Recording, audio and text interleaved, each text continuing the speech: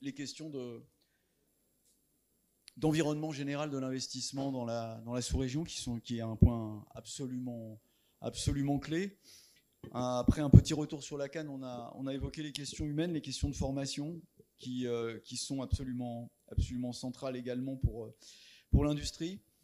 Mais il y a toujours dans les conférences hôtelières un panel un peu star. Pourquoi ? Parce que, évidemment, la finance, c'est le nerf de la guerre. Et dans ce panel un peu star, on a souvent des questions qui tournent sur des thématiques d'opportunité. Donc la première chose dont on pourrait se demander à propos de l'hôtellerie, et je vais la poser à l'ensemble des intervenants, parce qu'ils ont des parcours et des horizons qui sont différents les uns des autres. Mais j'ai envie de leur demander pourquoi aujourd'hui investir dans l'hôtellerie sous le sous-continent. Quels sont les facteurs d'attractivité de cette classe d'actifs, et qu'est-ce qui vous laisse imaginer que c'est un investissement opportun et durable? Alors, je vais commencer peut-être par Olivier Granet de Cassadam Capital Management. Bonjour, merci Philippe, merci de l'invitation. On s'inscrit totalement dans ce qui a été fait l'année dernière ou cette année, le beau et le grand, et c'est une certaine ambition et vision pour l'Afrique. Maintenant, il faut aussi être tout à fait conscient d'une équation assez fondamentale, qui est une contrainte que nous avons tous, qui est de voir que, on en a parlé précédemment, le coût, l'accès, les conditions de financement sont plus compliquées qu'ailleurs. Ça a été dit dans un précédent panel, les coûts de construction sont plus élevés qu'ailleurs. Face à ça, 81% des hôtels sur le continent africain sont détenus par des individuels ou familles. Et avec également une pénétration des marques internationales qui est plus faible qu'ailleurs. Tout ça, ça veut dire quoi ? Ça veut dire que les délais de construction d'un hôtel sont plus élevés, les échecs, donc le taux d'hôtel annoncé qui effectivement est livré est beaucoup plus faible qu'ailleurs. Donc ça, c'est une réalité du marché. Donc, bon, si on s'arrête là, ce n'est pas effectivement tout à fait le propos d'être complètement sur un message qui est que positif et enthousiaste, mais c'est une réalité. Donc en fait, cette conviction, cette volonté et cette capacité de bénéficier du potentiel sur le continent qui est énorme, elle doit s'accompagner aussi d'une compréhension des réalités et d'une capacité d'adresser cette équation. Et c'est notre raison d'être, c'est d'arriver à apporter de la taille, de l'expertise, du savoir-faire, de travailler en partenariat avec d'autres et de créer un écosystème qui permette de contribuer à résoudre cette équation et à bénéficier des opportunités dans le continent. Oui, alors justement, si on veut faire un projet et qu'on admet que pour des raisons de contexte, et même si il y a une grosse pression de demande pour de l'hôtellerie de qualité, qui d'ailleurs n'est pas bon marché. C'est une légende urbaine de penser que l'hôtellerie est pas chère en Afrique. L'hôtellerie, elle se paye. Après, les questions de rentabilité, c'est un autre point. Et c'est là où je vais m'adresser à Pedro, parce que j'ai une petite idée. Quand on est dans une logique d'investissement, il y a en gros, si on schématise à outrance, il y a deux paramètres. Il y a un paramètre qui est le coût d'investissement, et puis il y a un autre qui est le cash flow, qui va repayer l'investissement avec un rendement qu'on souhaite acceptable. Et c'est cette équation-là qu'il faut garantir. Et de ce que je comprends, de ce que j'entends, et d'où ma question à Pedro, c'est de dire, mais comment on fait pour twister un produit hôtelier ou un montage hôtelier ou un schéma hôtelier pour qu'il soit solvable dans le contexte? Quelles sont les clés de compréhension d'une structuration de projet pertinente? Alors c'est vrai que quand on décrit le contexte qui a été présenté à l'instant par Olivier, on a deux solutions. Soit on rejoint le combat de la Champions League des entrepreneurs en Afrique, c'est-à-dire réussir à déployer des projets malgré le contexte et les spasmes, avec une vision de long terme, un point GPS le plus loin possible, soit on part en courant. Et donc, on ne peut pas faire à moitié un projet d'investissement. Il faut que ça soit une motivation partagée par l'ensemble du board concerné, au plus haut niveau, en assumant, et je pense que Sébastien ne dira pas le contraire, en assumant qu'il va falloir attendre un certain nombre d'années pour une bottom line et un TRI qui soit au niveau des autres contrées dans le monde. J'ai des messages que tu as dû recevoir parfois, non?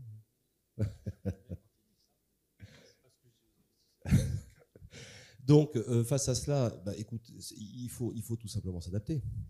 Il faut s'adapter parce que le potentiel est immense, ça a été dit, il est là, la création de valeur est tout à fait pertinente et réelle. Les activations de ces valeurs, le terme que M. le Premier ministre a employé, sont absolument réels.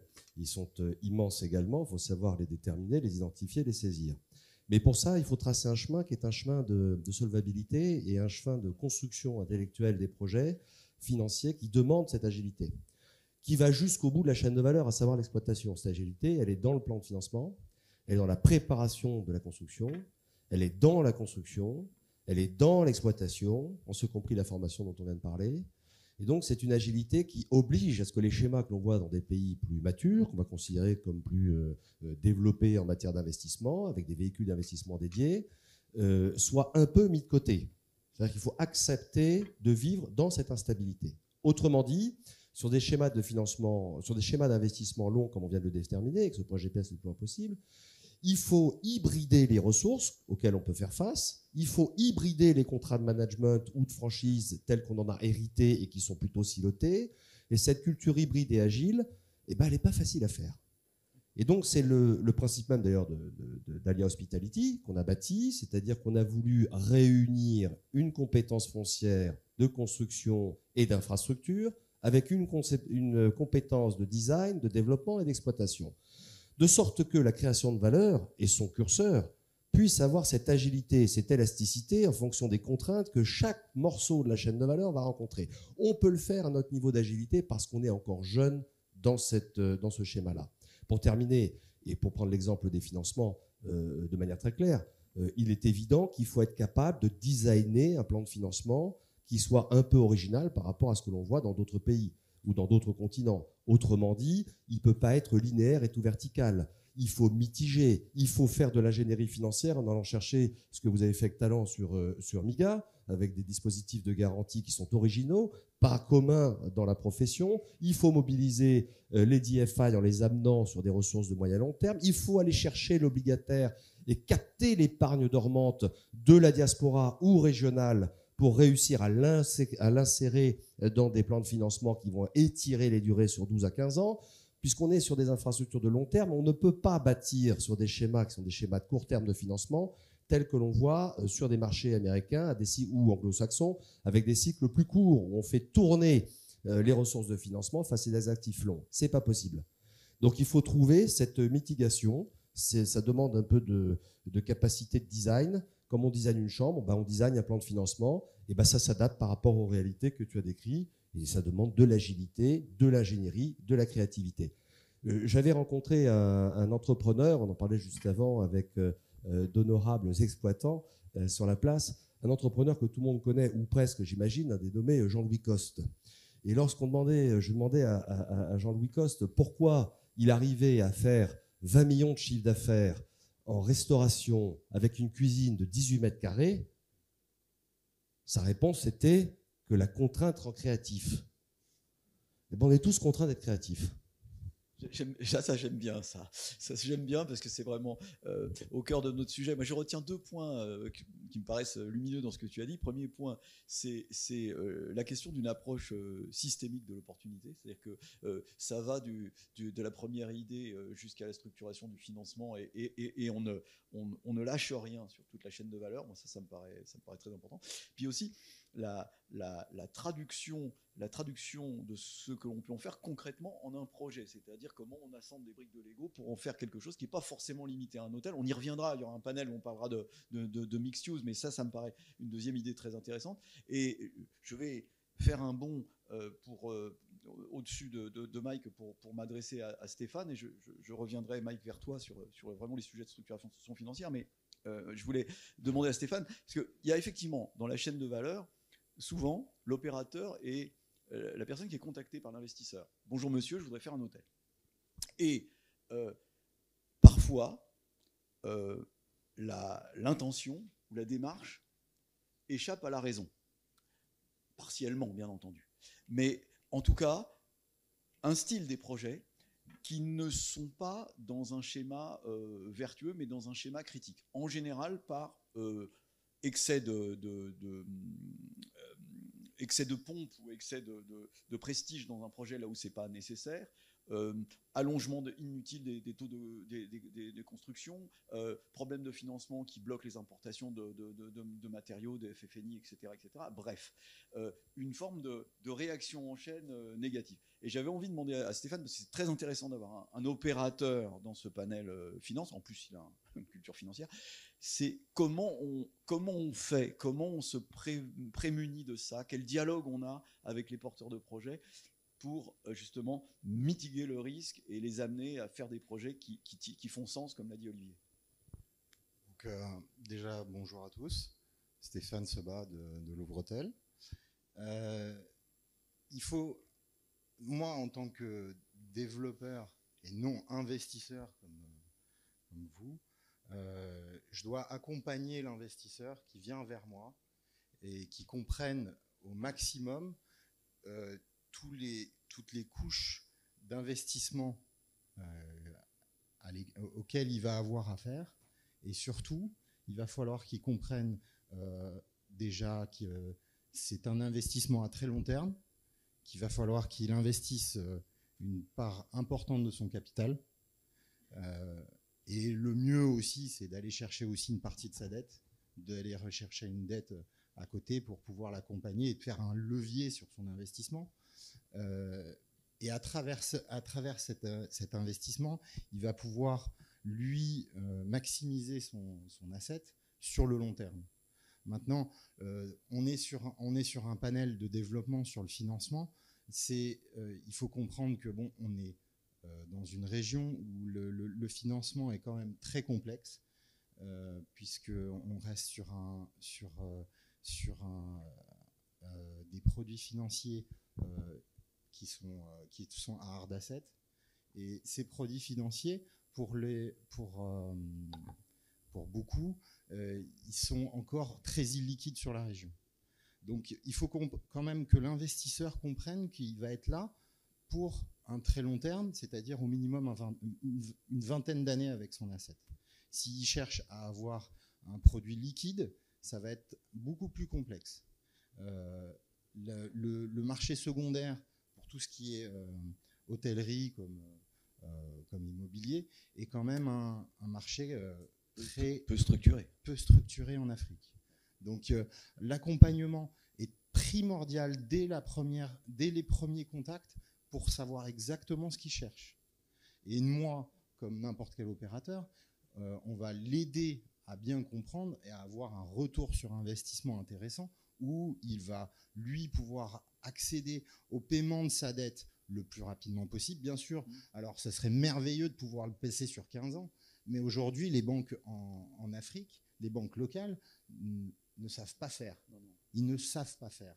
Donc, d'aller chercher des structures financières qu'on a aux États-Unis ou en Europe pour pouvoir financer ces projets-là, aujourd'hui, ils ne veulent pas prendre de risques.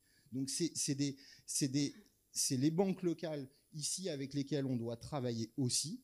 Et nous, l'opérateur, on vient aussi rassurer ces banques sur le risque qu'elles vont mettre sur la table avec l'investisseur, parce qu'elles vont être co-investisseurs de toutes les manières, puisque ils vont investir, eux, sur un court terme de 7 à 8 ans, et eux, ils vont avoir le privilège de pouvoir en plus gagner un intérêt dessus, mais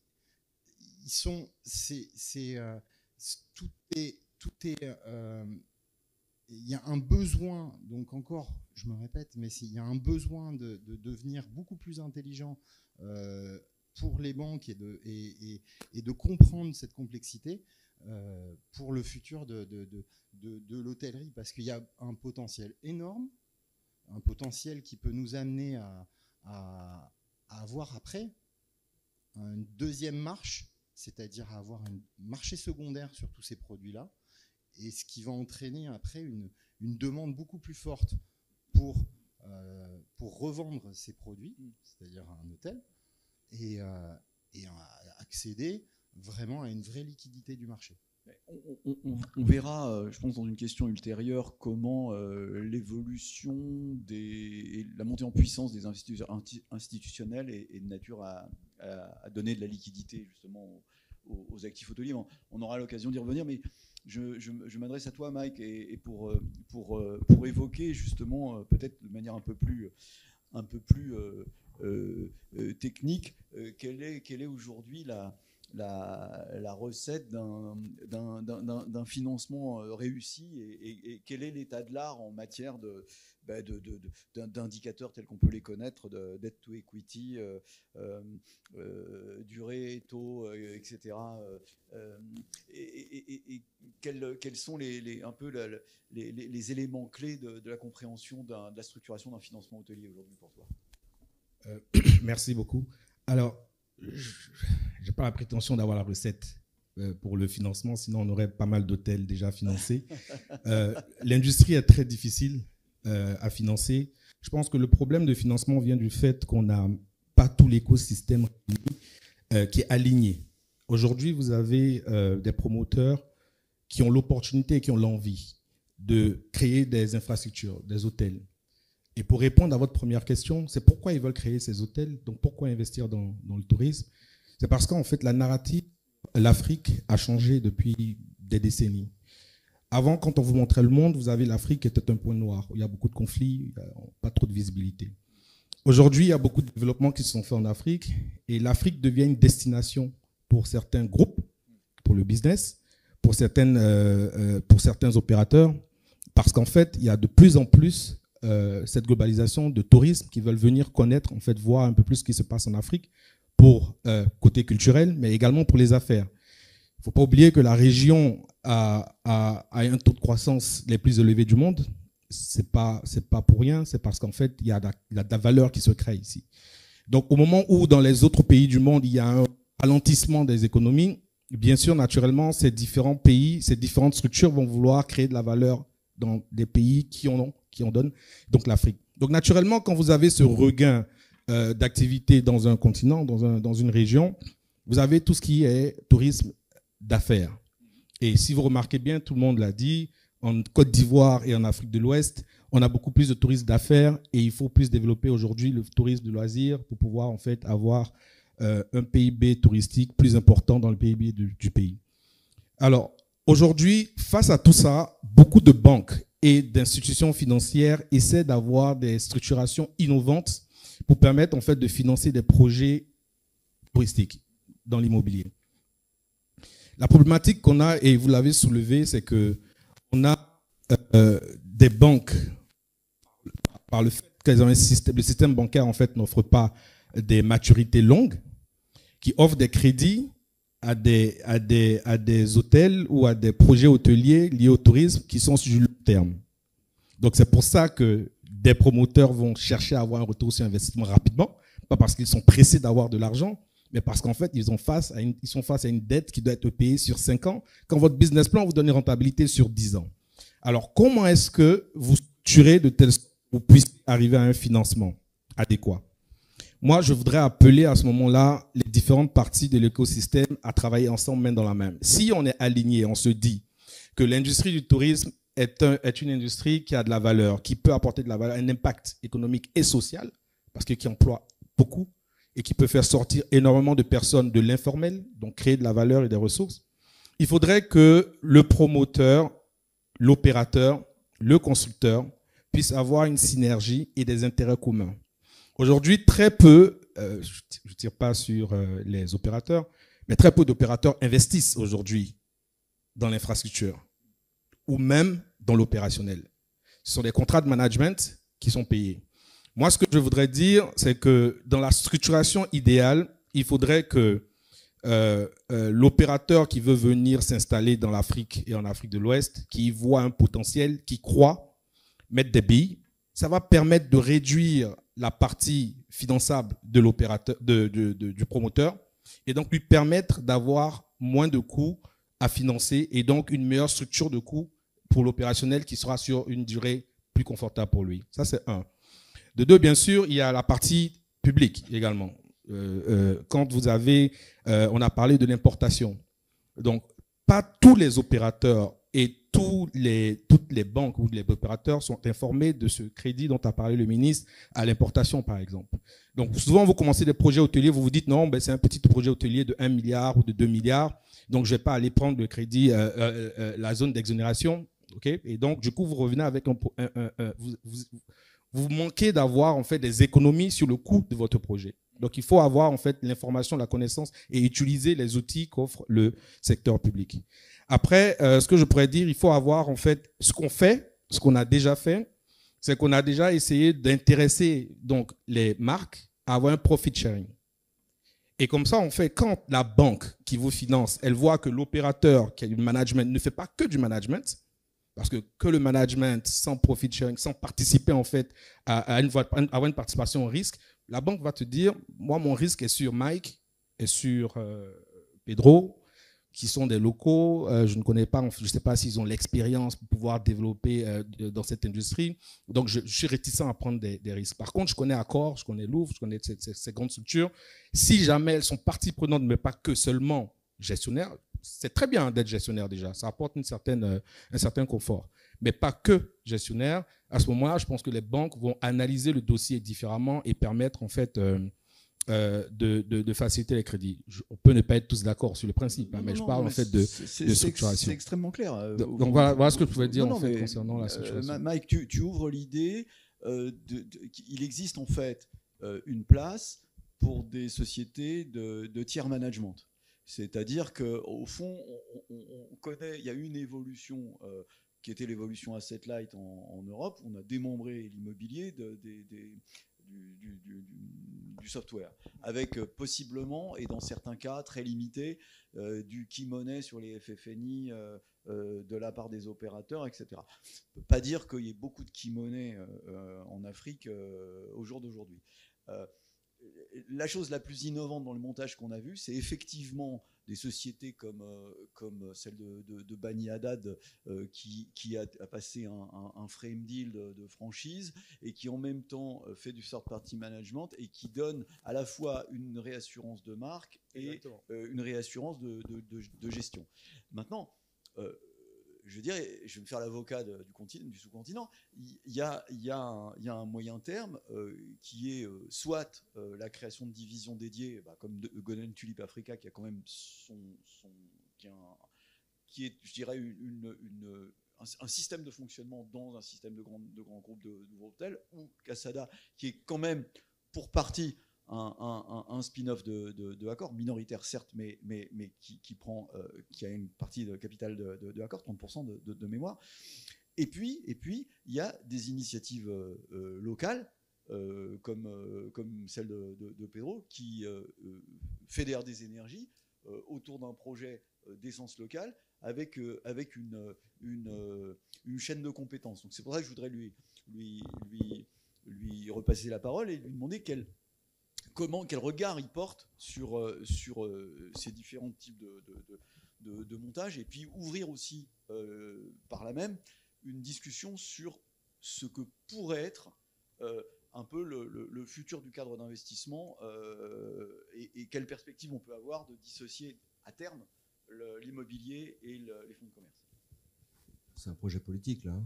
C'est un programme. On y est. Hein. D'ailleurs, produisons un livre blanc sur le sujet. Profession se fédère et il faudrait d'ailleurs traiter l'ensemble de ces points et proposer des solutions concrètes à opérer. J'aimerais rebondir sur 2-3 points qui ont été cités et répondre à ta question.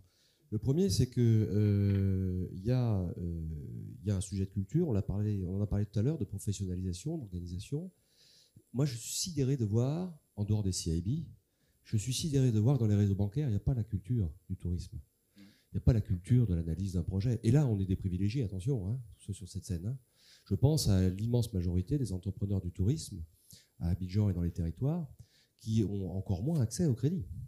Et qui ont face à eux des agences, des directeurs régionaux, des directeurs de groupe, parfois des directeurs des risques, même au siège, qui n'ont aucune culture de la validation d'un BP, d'un projet, des acteurs qui y sont, etc.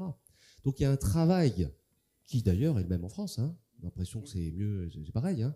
Il y a un travail de préparation et d'accompagnement des banquiers à être de meilleurs banquiers. Ça, c'est une première chose à faire, à travailler peut-être avec les DFIs, avec les professionnels, etc.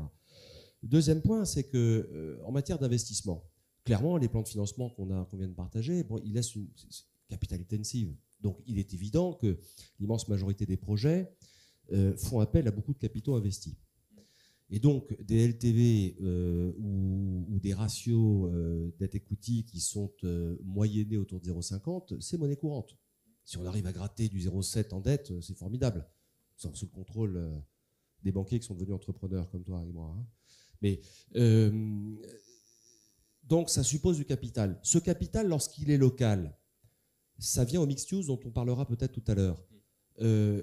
L'ingénierie et l'agilité appellent à ce que des programmes de promotion immobilière, Aquaba, rue de Bietterie, c'est un projet qui est allé chercher la BOAD de mémoire en financement pour étirer les durées sur du 12 ans, qui a fait de la promotion immobilière pour se faire de la marge, mais pour financer aussi le projet, et donc assurer la livraison d'un hôtel à la fin des fins de 200 et quelques clés.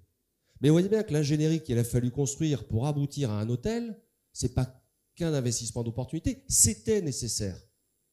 Donc ça suppose, si on veut compenser ça, qu'on ait plus de capital qui rentre dans les projets compte tenu des contraintes réglementaires, au-delà de la culture, qui font que les banquiers ne vont pas faire des dettes moins chères et plus longues. La régulation du marché bancaire commercial impose toutes ces contraintes dont on parle. Et donc, pour le compenser, le capital doit venir. Comment ? Eh bien, ce n'est pas avec le code des investissements tel qu'il existe aujourd'hui, à minima dans la région, voire en Côte d'Ivoire, sans faire de polémique. Il n'est pas adressé pour une agilité des capitaux investis internationaux, avec l'agilité qu'attendent ces mêmes investisseurs à qui nous parlons tous, pour les faire venir. La première préoccupation, quelle est la distribution de dividendes et comment je vais les percevoir et quels prélèvements vont y être apposés. Donc, tant qu'on n'a pas réglé ça, on est condamné à circuler dans un flux de capital régional interne qui existe sur l'épargne, sur les fonds d'assurance, qui ne respectent pas leurs engagements réglementaires, faute de projet ou faute d'appétit au risque. Et ces fonds d'assurance aujourd'hui ont le désir, j'en connais quelques-uns, de répondre à ces... Et on en discute avec certains. On est au début de l'histoire. C'est sans doute l'avenir. Et enfin, sur l'exit, ça a été évoqué tout à l'heure, on est bien obligé de considérer qu'on va rester faute de repreneurs, faute de marché secondaire. C'est très vrai.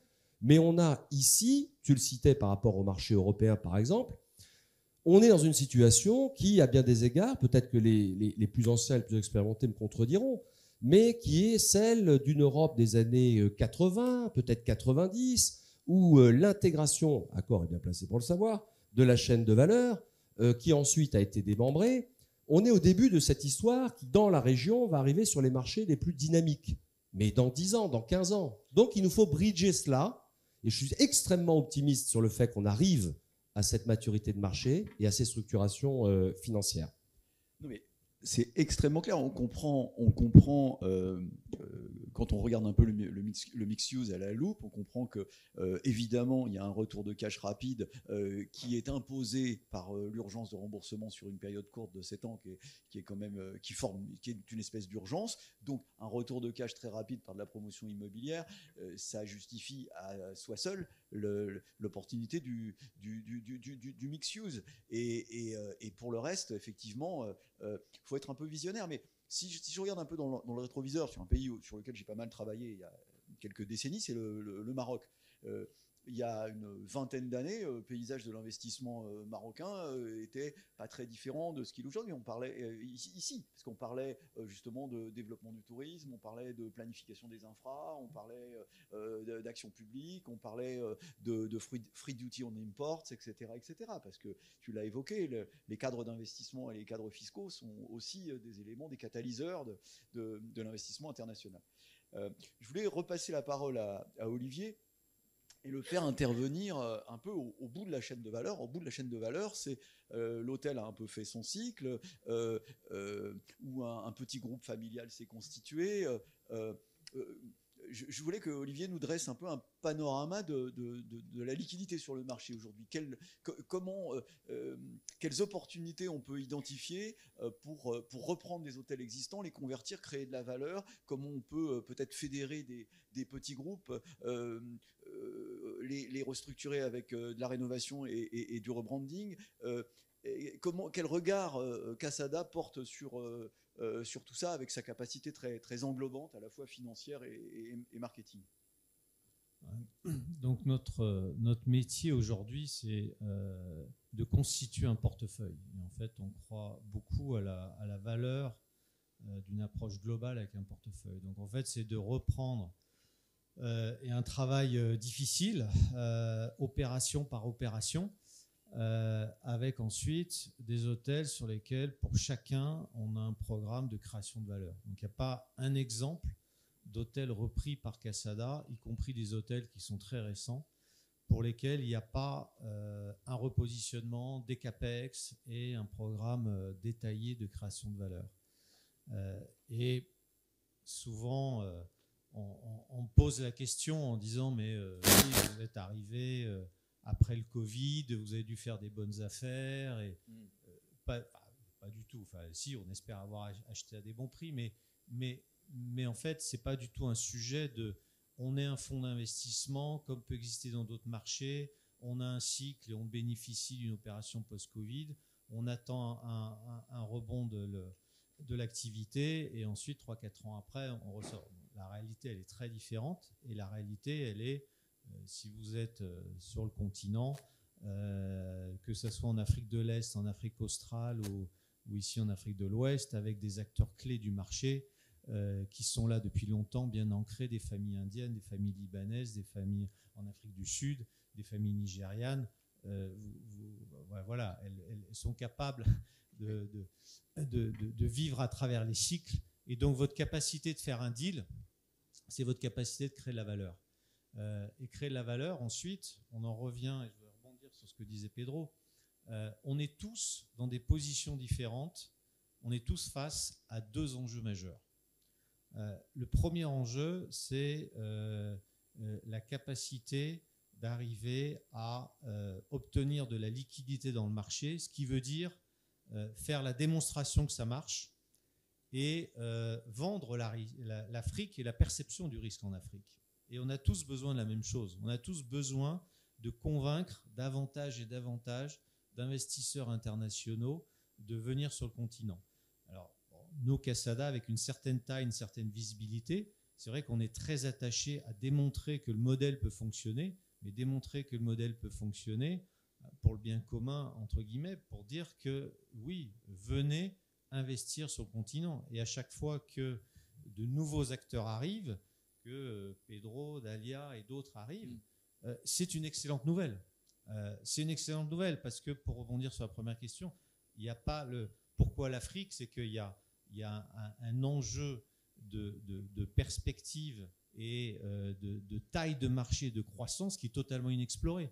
Ça m'amuse quand, au départ, quand l'annonce a été faite et que l'annonce a été faite par Sébastien Bazin et tout son talent et toute sa communication, 1 milliard pour l'Afrique, enfin, le nombre d'appels que j'ai eu en me disant mais Olivier, c'est n'importe quoi, il y a 3 ou 4 hôtels internationaux qui ouvrent par an, ça n'a aucun sens. De dire non, en fait, ce qu'il faut regarder, c'est le potentiel. Et par rapport au potentiel, oui, on est ambitieux, on imagine 8 à 10% du potentiel. Et la réalité, c'est que le potentiel, il est plus important que ça. Donc en fait, il faut qu'on ait des acteurs qui viennent, il faut qu'on démontre que ça marche, il faut qu'on ait de la liquidité. C'est le premier enjeu. L'autre enjeu, c'est un petit peu ce qui a été évoqué, c'est de revenir dans ce dialogue pouvoir public, secteur privé, et en fait de mieux faire comprendre par les autorités dans les différents pays de ce que représente l'hôtellerie et le tourisme. Et là, je pense qu'on a encore beaucoup de travail à faire au niveau de la profession, tous ensemble, pour que ça soit reconnu. Je suis en Afrique du Sud. Qui, en Afrique du Sud, sait qu'il y a 3 fois plus de personnes qui travaillent dans le secteur du tourisme que dans le secteur minier? Alors, ce n'est pas une question d'ego, mais c'est que derrière, ça veut dire que les gouvernements, les décisions qui sont prises, elles sont prises par rapport à un prisme de lecture qui favorise de l'industrie, du secteur industriel, des mines, plutôt que de mettre en place, on l'a parlé, les soutiens à notre secteur. Tu as cité le Maroc. Le Maroc est un excellent exemple de pays qui, aujourd'hui, est en train de faire un vrai shift dans lequel, désormais, le roi du Maroc, dans tous ses discours, cite le tourisme. Mais ce qui est important, ce n'est pas seulement qu'il cite le tourisme, mais parce qu'il cite le tourisme, derrière, il y a des vraies décisions concrètes qui sont en train d'être prises pour le secteur. Et c'est ça qui est fondamental, et c'est ça qu'il faut qu'on arrive à développer dans davantage de pays sur le continent africain. Mais 100%, on a évoqué ce matin, là, avec le petit retour sur la CAN, en quoi les compétitions sportives, essentiellement gagnées, mais au tout le moins organisées, étaient un vecteur de visibilité, de soft power. Moi, je crois qu'effectivement, le tourisme et l'hôtellerie sont des puissants vecteurs de soft power, et avec un effet catalyseur sur les affaires en général, des endroits comme ici où on peut se réunir, etc. Donc, un pays touristique a toujours... bon, il y a des sous-jacents, mais Maurice, par exemple, est passé d'un pays touristique à une plateforme financière. On pourrait prendre d'autres exemples. Mais on prendra des questions, parce que je suis sûr que ce panel, il attire des questions. Donc on laissera 5 minutes pour les questions. Mais je voulais refaire un tour de table, parce que il y a toujours quelque chose que j'aime bien dans ces fins de panel, c'est demander, c'est un peu comment vous mettez votre peau, hein, put your skin in the game. Comment voilà. Et quels seraient justement pour cette année 2024, si on prend la carte de la sous-région, c'est quoi vos deux hot picks ou preferred choice ou chouchou, si on prend en français, pour de l'investissement? Stéphane. Déjà, je vais répondre parce que moi, je ne suis pas investisseur. Et contrairement à ce que... Non, mais tu es développeur. Je développe, mais moi, je n'investis pas. D'accord. Donc, moi, je reviens aussi sur ce que vous avez dit tout à l'heure. Il y a 2 choses. Il y a des fonds d'investissement. Un fonds d'investissement, c'est un véhicule pour investir. Et à l'intérieur, ils ont des layers avec un opérateur à l'intérieur qui va travailler pour le fonds d'investissement pour valoriser l'asset pour leurs actionnaires. Donc ça, c'est leur métier. Mais principalement, ils sont fonds d'investissement. L'opérateur, il peut très bien aussi à travailler avec un fonds d'investissement. Mais l'opérateur est là pour gérer. C'est le modèle actuel. Dans le modèle actuel, on n'est pas là pour co-investir. On prend, nous, le risque. Parce que nous aussi, on est opérateur. On n'a pas d'assets à mettre et à prendre automatiquement dans un projet. Maintenant, après, il y a des pays, alors je vous dis franchement, Louvre-Hôtel, c'était le modèle avant, au moment des Tétinger, parce que à l'époque, ils investissaient, eux, leur propre argent, la famille investissait leur propre argent, donc comme un modèle style d'un fonds d'investissement. Et donc, ils étaient aussi opérateurs, mais c'était leur propre argent. Et après, quand d'autres investisseurs sont venus et ont racheté la société Louvre-Hôtel, ils se sont désengagés de beaucoup d'hôtels et se désengagent au fur et à mesure du temps. Accor a fait la même chose, même modèle. Donc, si vous voulez, de demander à nous, opérateurs maintenant, de faire un modèle qu'on a essayé déjà en France ou en Europe ou aux États-Unis et de le répliquer aujourd'hui en Afrique, ça va être assez complexe. Maintenant, il faut que, parce que de toutes les façons, oui, tout le monde prend un risque. Même l'opérateur prend un risque. Parce que moi, je vais mettre des gens sur la table à aller systématiquement tous les mois travailler dans tous les hôtels. Je prends le risque. Donc le risque, il est là. Et moi, payé par. Mais il n'est pas payé par le. Moi, si j'envoie quelqu'un, c'est moi qui le paye. Ben, heureusement. Mais ça, c'est attention. Là, vous êtes en train de dire que le service ne se paye pas. Alors, attendez, il y a deux mondes. Le service, vous allez aux États-Unis, le service, tout le monde le paye. Parce que le service, il n'est jamais inclus dans la facture. En Europe, peut-être qu'en Afrique aussi, le service, c'est un autre débat. Il est toujours à négocier. Et les gens, pour eux, le service, faut pas le payer trop cher. Alors c'est le sempiternel dialogue investisseur-opérateur, ça. Hein. Non, alors là, on le connaît, celui-là. Non, mais je peux. Alors non, c'était pas je dirais pas sur les opérateurs parce que je sais que le modèle des opérateurs a évolué et comme il a dit, effectivement, dans certains pays, dans certaines régions, les opérateurs désinvestissent, ils sortent l'immobilier de la gestion, mais ce n'est pas partout le cas. Il y a quand même des pays où ils investissent dans le dur, même si la structuration est faite de telle sorte qu'il y a une foncière qui est créée, qui est séparée, qui détient les actifs immobiliers, et à la gestion qui est séparée, à la fin, ça appartient à la même structure qui prend le risque. Si ça capote ici, c'est la même société en haut qui perd. Mais alors, moi, ce que je voudrais revenir juste sur la partie financement, la structuration de financement de projet. Aujourd'hui, il y a un modèle qui peut marcher. Je pense qu'il faut, quand on a un projet immobilier, il faut dissocier la partie construction de la partie opérationnelle. Si aujourd'hui, on a des acteurs locaux, des banques locales, qui décident et qui sont plus ou moins outillés pour financer la construction, parce qu'aujourd'hui, vous avez des banques qui financent les constructions, les projets de construction sans problème. Par contre, le modèle fonctionne si vous avez un business plan cohérent sur les 15 années qui vous permet de dire à la banque qui finance la construction, qui généralement est sur du court terme, 2-3 ans, qu'il y a un fonds d'investissement ou alors une banque de développement qui va venir racheter le crédit et, elle, financer sur les 10 ans. Parce que les banques de développement comme les BOAD ou les banques DFI ont la capacité de financer sur plus d'années qu'une banque locale comme Ecobank ou Société Générale. Et tout. Donc, du coup, ce que vous faites votre business plan. J'ai une construction qui me coûte 10 milliards et je pourrais rentabiliser sur 10 ans ou 12 ans. Alors, je prends le prêt avec Ecobank et par contre, BOAD ou d'autres banques, même internationales ou des fonds d'investissement, viennent et rachètent le crédit. Vous compartimentez, vous faites les FFNI avec une banque locale et vous faites le bricks and mortar avec exactement, mais par contre, la difficulté, c'est qu'il faut aligner tout le monde au même moment. Et très souvent, vous avez le second et vous n'avez pas le premier, parce que le second va demander à ce qu'il y ait forcément une banque locale et ça va être difficile d'avoir la banque locale. Ou alors, vous avez la banque locale qui dit « Ok, je donne mon accord, mais il te faut le second ». Donc, il faut pouvoir mettre tout le monde ensemble. Mike, ça fait clairement partie, merci, parce que ça fait clairement partie de cette forme d'intelligence tout au long de la chaîne de valeur.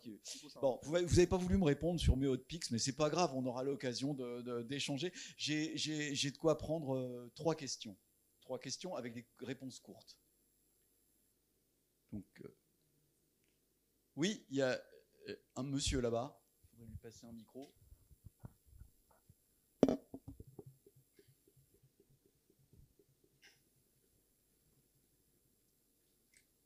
Il est loin.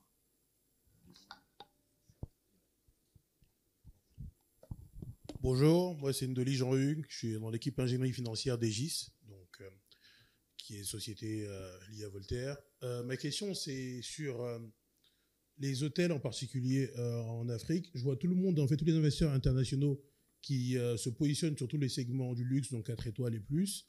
Mais par contre, je ne vois pas comme en France des hôtels de type F1 où on va trouver, par exemple, une chambre à 30 000 ou à 25 000 ou à 40 000. Et la question, c'est de savoir, est-ce que c'est parce que ce n'est pas rentable et donc personne ne veut le faire, ou alors c'est parce que tout le monde aujourd'hui veut se battre que sur un segment, et c'est peut-être aussi la raison pour laquelle les banquiers locaux ont du mal à comprendre, parce qu'ils sont peut-être plus habitués à des business qui sont sur des standards inférieurs. Donc voilà. Oui, je peux répondre en tant qu'opérateur. Déjà, il y a une demande automatique. L'investisseur, il veut quelque chose de beau, il veut toujours quelque chose de prestigieux. Donc déjà, il part toujours par le 5 étoiles.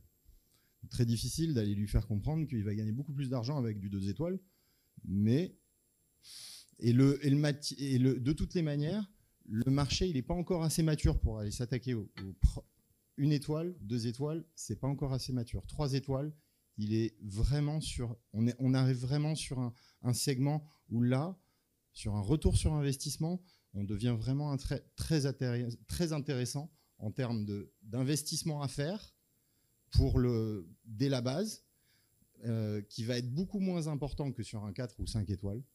Et le retour sur investissement va être beaucoup plus facile. Donc oui, ça c'est... Aujourd'hui, on est plus sur du 3 étoiles opéré par un opérateur international. Par contre, un étoile, de mettre un hôtel 1 étoile, ça va être excessivement compliqué d'aller essayer de rentabiliser un hôtel comme ça aujourd'hui pour un opérateur international. En tant qu'investisseur, de façon très, très concrète et pragmatique, nous on investit de l'économique au luxe, de Ibis jusqu'à du Fairmont. Donc on voit totalement le potentiel de l'économique, et je souscris à la surreprésentation du 4-5 étoiles et la nécessité de développer des produits attractifs et abordables pour les clients sur le continent africain. En revanche, pour être très concret, quand on va vraiment dans le budget, là, nous, on est en train de faire un investissement qui pour nous, est un pas vraiment nouveau et intéressant. À Abidjan, on va ouvrir 2 hôtels à Angré. Angré, vous avez quasiment autant de chambres que sur le plateau. Mais on est dans de l'informel, il n'y a pas de marque internationale, et on est dans du 5, 10, 15, 20, 50 chambres. Et vous avez des prix qui sont pas si différents que ça, donc il y a une vraie clientèle qui peut payer du 80, 100, 120 euros. Il est difficile pour nous d'aller, compte tenu de ce que j'ai dit dans ma remarque préliminaire, sur le coût de financement, sur le coût de construction, pour être efficace dans un modèle budget, ça se règle au millimètre et c'est du volume. Aujourd'hui, les paramètres ne sont pas forcément réunis pour aller concurrencer de l'économie informelle avec une marque internationale qui va être capable de trouver de la rentabilité pour l'investisseur. Donc on va nous à un cran au-dessus, où on essaie d'apporter une marque internationale accessible, mais qui ne soit pas dans le segment budget. Quand on aura plus de liquidité, plus de volume, oui, je pense qu'il y aura une vraie opportunité sur le marché, vous avez raison, d'aller dans du segment budget. C'est une question de maturité, maturité de marché et aussi de capillarité de territoire, et de multi-implantation. Mais est-ce qu'il y a encore une question, parce qu'on est un petit peu pressé par le temps, malheureusement. Oui, monsieur. Bonjour. Par là. Ah, pardon. Diallo Mamadou, gérant de Nadel Service, une société d'assistance à maîtrise d'ouvrage. Je voudrais savoir pour comment on appelle ça, les marques qui sont présentes, quelle est la difficulté aujourd'hui de faire des prises à bail? Parce que je pense que ça faciliterait beaucoup les investissements, notamment les financements. Parce que c'est des choses que vous faites dans d'autres régions. Pourquoi en Afrique c'est très compliqué? Parce qu'il y a énormément de projets qui sont disponibles. Aujourd'hui, tout le risque est pris par le développeur, quasiment pas vraiment par l'opérateur. Et ça permettrait d'accélérer pas mal de projets. Je vous remercie. Alors, je vais encore répondre. Écoutez, c'est aujourd'hui, de toutes les manières, on va revenir encore sur... C'est stratégique. C'est au niveau du groupe. C'est pas du tout dans la perspective actuelle des groupes, de certains groupes hôteliers internationaux de faire ce genre de schéma. Maintenant, chez Louvre-Hôtel ou chez l'actionnaire principal de Louvre-Hôtel, c'est pas dans leur stratégie sur l'Afrique. Maintenant, peut-être que d'autres seront amenés à le faire, mais chez nous, non. C'est un peu à la rebrousse de la tendance asset light, mais à partir du moment où il y aura de l'investissement institutionnel qui sera structuré, il y aura possibilité de trouver des preneurs avec des opérateurs de taille intermédiaire. Mais pour l'instant, on n'en est pas là. Juste rajouter, par contre, juste pour attirer l'attention, aujourd'hui, de plus en plus, nous sommes contactés par des opérateurs de Dubaï, qui n'ont pas accès au marché et qui veulent avoir un footprint en fait dans la région. Et eux, par contre, ce qu'ils disent, c'est qu'on vous fait en fait des investissements, on participe. Donc, à hauteur peut-être de 10-15%. Et d'ailleurs, il y a un projet comme ça qui est en cours où il y a l'opérateur prend 15% du capital. Ouais, et ce qui correspond aux équipements immobiliers. Exactement, voilà. FFNI, sur FFNI, voilà, exactement. Et donc, ça peut dire qu'en fait, ce que je pense, c'est qu'il pourrait avoir des changements, et dans tous les cas, pour le bien des promoteurs, si jamais ils ont besoin de certains financements, où il y a des opérateurs qui viendraient peut-être avec une autre stratégie de pénétration. Merci Mike. Je vais malheureusement être obligé de fermer la session. Je vois qu'il y a probablement 1000 questions qui se posent, mais alors c'est à ça aussi que servent les pauses, les moments de networking, le déjeuner, etc., etc. Je pense que tout le monde a faim aussi accessoirement. Donc on va monter pour le déjeuner et on a juste la photo de famille et puis on se retrouvera à 14h15 peut-être 14h15. Voilà, merci.